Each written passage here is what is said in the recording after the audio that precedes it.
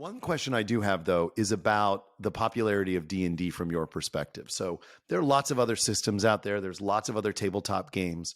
D&D, granted, certainly was early, but why do you think it's lasted as long as it has in terms of both its popularity and now its cultural, I don't want to say value, but its cultural proliferation?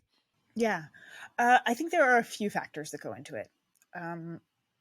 The first piece is collaborative storytelling, because right off the bat, everyone who's at that table is invested because they've brought their own stuff to it. They're a part of it and can point to the story and go, hey, that was mine. So you immediately get this emotional investment, and you're getting connection. You're getting time with people, at a table, whether that's a virtual table, whether it's a play by text, whatever it is. You're getting that connection with other people, and you're working together to, as a team, solve problems. That's not something you get in the same way in video games. In video games, there are always walls. And one of my favorite moments is always watching players who have only previously played video games discover that they can push the walls over in D&D, and then they start running around and pushing over all the walls, and they go, wait, there's no, I could do anything. You're going, yeah, because you have a human person responding to your choices. The second, I think, is even when you're playing on a digital platform, in a lot of ways, it's an analog game in a digital world, and it's a break from where you're not interacting in real time with another person.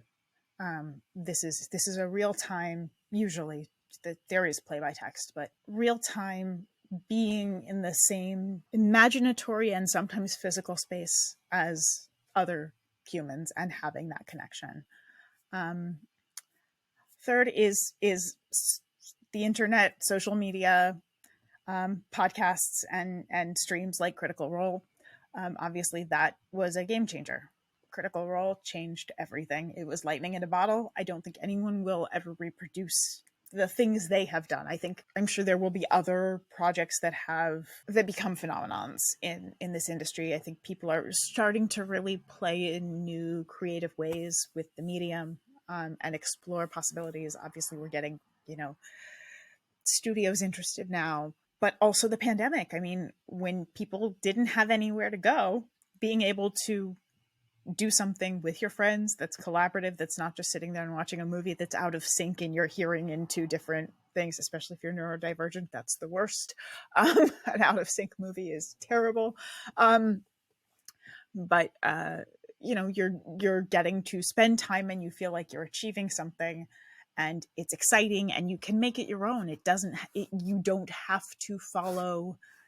There are rules, but if you read the introduction, the first thing they say is, use what you want, throw out the rest. Make your own for what you want to create.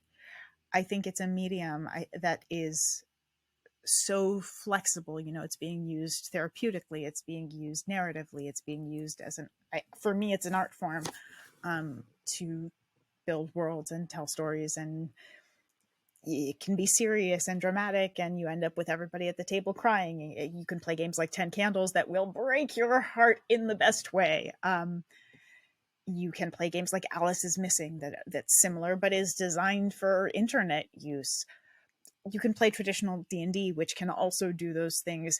There's stuff that's super silly. There's stuff that's super weird. I mean, the creativity of the options you have when you start digging in on tabletop games, especially once you start getting into the weirder indies. So that also, I think, contributes to it. If you want to play a really number crunchy game, that exists for you. If you want to play a game that has almost no rules, that also exists. If you want to perform for people and be an actor and get teased for being a theater kid still, because there's a whole subset that's... I'm sorry, is that not...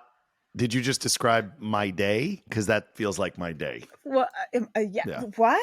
Are we still getting... Shocking. I mean, when you spend as much time as I do talking at people and just trying to get their attention, you get reminded of your theater roots frequently. No, one of the projects I'm working on right now is just... I went, fine, you want to joke about how all of the tabletop kids are theater kids at heart. I'm going to just dig in as hard as I can on that. And so I'm creating a game, and I'm making my own system for it, and we're going to do a stream of it, and it is as theater kid as you can theater kid, and hopefully teaching some of the history of theater alongside it. We'll see. Uh, That you might be need too somebody to play ambitious. test. You give me a call. You're in.